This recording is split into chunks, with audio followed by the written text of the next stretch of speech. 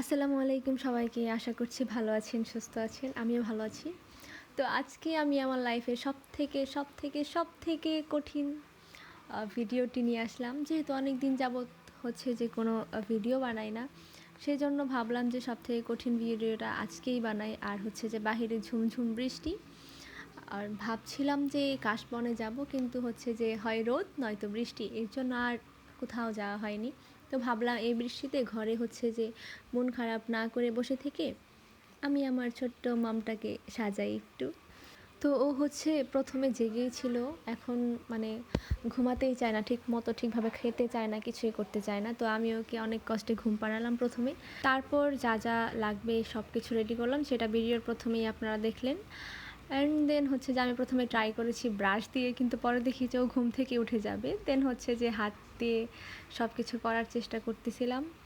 তো এইখানে হচ্ছে যে 2 চোখে শেষ সাজানো।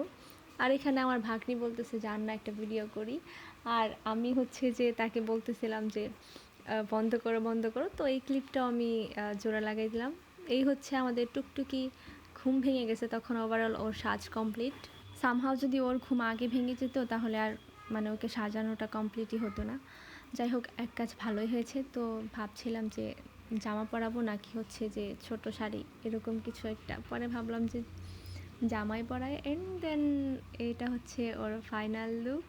আর ওকে আমি বসিয়ে ফটোশ্যুট করব না, ও বারবার হাসছে না, তো হাসানোর চেষ্টা করতেছে আমার পেছন থেকে আমরা সবাই। আর ও শুধু উঠে দৌড় দেয়। তারপর আরেকটা জায়গায় নিয়ে গেলাম, ওইখানে সে অনেক খুশি। আর এটুকুই আজকের ব্লগ, আমাদের ছোট একটা ভিডিও। তো আল্লাহ হাফেজ।